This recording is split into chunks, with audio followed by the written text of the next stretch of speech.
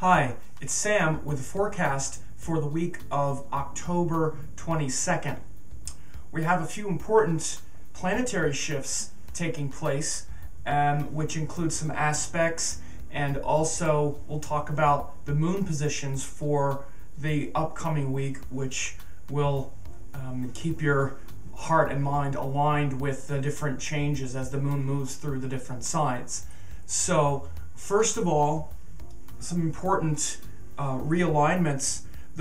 Jupiter and Mars are moving into a very close opposition this week, and we have Mars in Scorpio and Jupiter retrograde in Taurus. Now, these kinds of oppositions and aspects are especially important when you have one planet going retrograde toward the transit, which means that Jupiter is actually going backwards toward the direction Mars is moving. So it really intensifies the aspect, especially when the slower moving planet is going retrograde toward the faster moving planet in the direction. So this is exactly what's happening.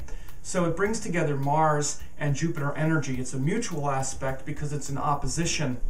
And so it's activating this Taurus-Scorpio axis. So we have Jupiter in Scorpio Jupiter in Taurus aspected by Mars in Scorpio. So retrograde Jupiter in Taurus has us reflecting upon our values, our teachings, our principles, trying to put them into practice, clarifying exactly how we're expressing our philosophies and teachings.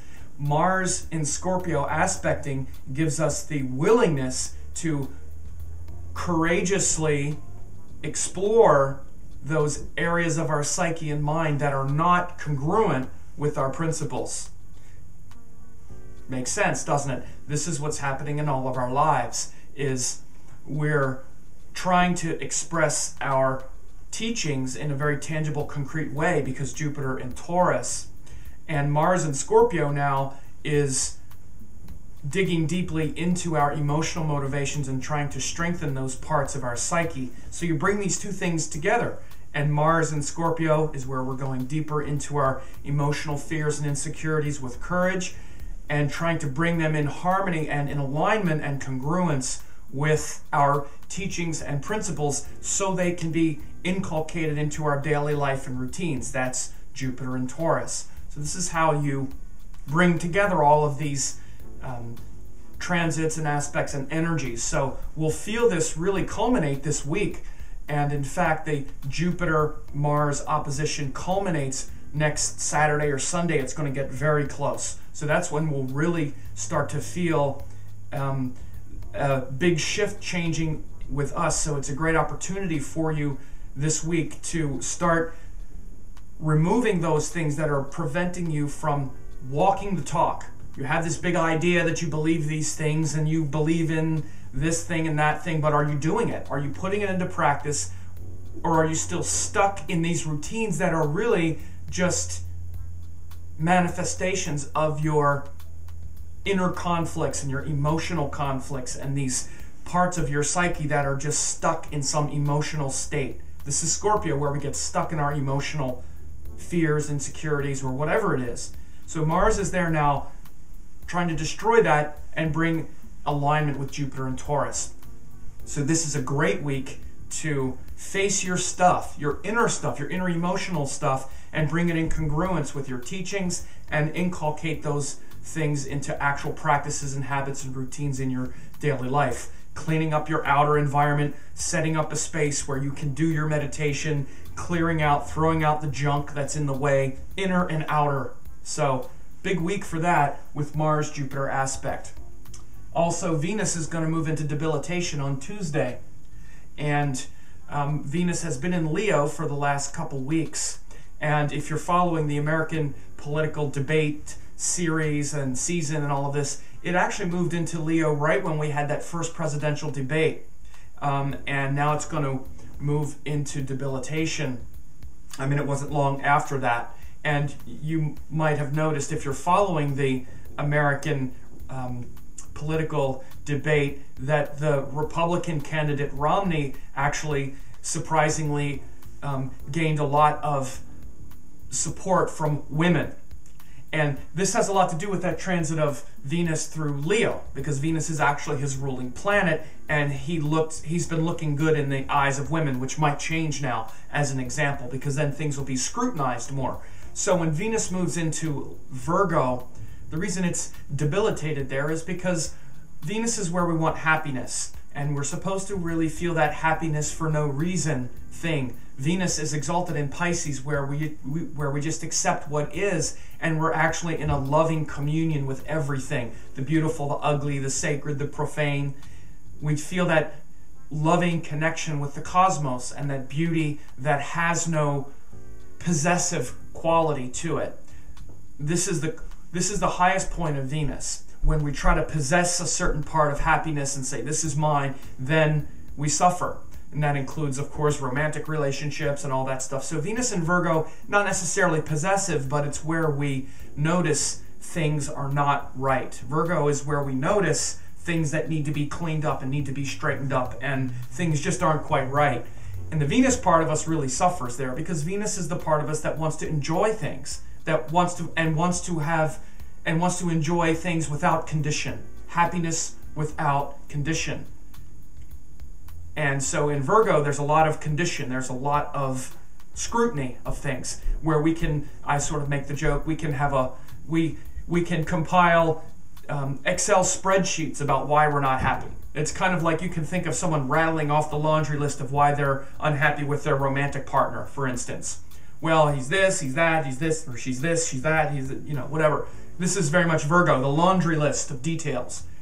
Mercury does actually very well with that. Mercury's exalted in Virgo because Mercury is where we take that list and we don't judge it. We don't have judgment. We're not being judgmental with Mercury. We're like, oh yeah, it's like that, so try this, so try that. And it's lighter. Venus is where we've gone through Mercury, we've gone through Jupiter energy, now we're at Venus energy, where we're putting a lot at stake in our happiness. Like, think of how much you put into a romantic relationship. It's actually the culmination of a lot of things, and now you've decided this is going to make me happy, or this is what I want to make me happy. So Venus is related to those things, our friends, our family, our lovers, and those people that we're involved with, and those things that we're doing that we think are going to make us happy. So we have a lot invested in that, and then when we bring out the laundry list and notice, yeah, but this doesn't make me happy, but that's not good, but this is why. So you might feel that sort of cranky, like, nature sort of descend upon your passions. And the graceful way to work with this Venus in Virgo energy is to have more dispassion and to beautify your environment and not get into the sort of cranky, depressed, possessive quality of it. All the planets are divine forces. Even when they go into debilitation or whatever, their energy is still pure. A great Mahatma, a great being, works with that very easily because they're not possessive. They're not trying to possess anything. They're not going to get depressed when they start noticing all the problems about why this isn't what they thought it would be. See, what happens is we become attached to that emotional quality. We become attached to that interpretation. There's no reason to get attached to it and have it upset us. We can just work with that with ease as well. So it's a great opportunity for you to also beautify your environment and fix things and not take it out on people or not let it, depress you or upset you or make you feel sullen and then overcompensate by like eating or doing other things to try to get this lower quality, this lower form of the Venus energy. This is what can happen when planets become weak. Because their pure nature is harder to come by, we try to get their quality through some lower form. Or we just kind of reject it altogether and just kind of say, well, I don't want to spend any time with you now, like as a relationship partner, or we just don't want any sort of interaction with that thing because it feels painful. So try to dance gracefully with it. Venus will be debilitated for a couple weeks until exact day will be November 15th. So a few weeks. And now the upcoming week ahead with the moon, on Monday and Tuesday the moon is in Capricorn. So You know, Capricorn is the reflective quality of Saturn, so it's where we become emotionally aware, we become psychologically aware of endings. You know, Saturn is about time and things ending and restriction and boundaries. And again, it can feel depressed, or it can feel depressing to us because we want to just grow and we just want everything. And so Saturn is often maligned. It's like, oh, well, that's not a good one. I don't want to feel, you know, isolated or separated. But it doesn't have to be like that. It's actually healthy boundaries, healthy solitude. So the moon in Capricorn on Monday and Tuesday is actually a good time for solitude, meditation, introspection, peace. And it's not necessarily against others. It's not like you want other people away from you, but you'll want more to be with family and with close people that you trust that are in your circle. And so it's really good for that, and it's also good for concentrating your energy on things that have long-term value to you, even like your work. It's good for that. So you might find these are good days for career or financial planning or other kinds of things where you're building structure. But don't have it just be external, have it be internal as well. Because if we can't face ourselves in solitude, we have no peace. This is why Saturn, his name is Shani, which is the same word that Shanti comes from, which means peace. The only peace we have is our capacity to exist with ourselves in solitude and face things truthfully in that way. So Monday and Tuesday, moon is in Capricorn, which is the psychological, emotional realization that of that energy. And then actually on Wednesday and Thursday, the moon moves into Aquarius, which is the external masculine nature of Saturn. So Saturn rules Capricorn and Aquarius. So once we become introspective and peaceful through the Capricorn lesson, from that we go out into the world and build some external structure. It's more related to social structures, social constructs, things that we might believe in, you know, like social movements, even things like our politics, our outer life, and those things that we're trying to build in the outer world, in the outer sense. So moon in Aquarius on Wednesday and Thursday has to do with your social structures. So going to, you know, you'll be feeling perhaps more social and even wanting to be of service, wanting to give, and wanting to contribute maybe at your local, you know, center. Maybe you like to go to a yoga class or other type of things that you like to contribute to. It's a good day for service, good day for also just any kind of social activity. But it's really, because it's ruled by Saturn, it's, you know, Aquarius is the sign of building social structure. We want to feel like we're contributing to society, to the world. This is a big thing. We want to feel like our work is important to the world, or even at least within our sphere, at least of what's important to us. And the things we do in the world is a reflection of our values, and we would like to contribute to that rather than take from it. So these are big themes on Wednesday and Thursday with moon in Aquarius. And then Friday, Saturday, the moon in Pisces is much more metaphysical after we contribute to society and we make peace with life's gains and victories and ups and downs and losses, which is the Aquarius lesson. Then we let go of it all. We're ready to surrender and relax into the great void.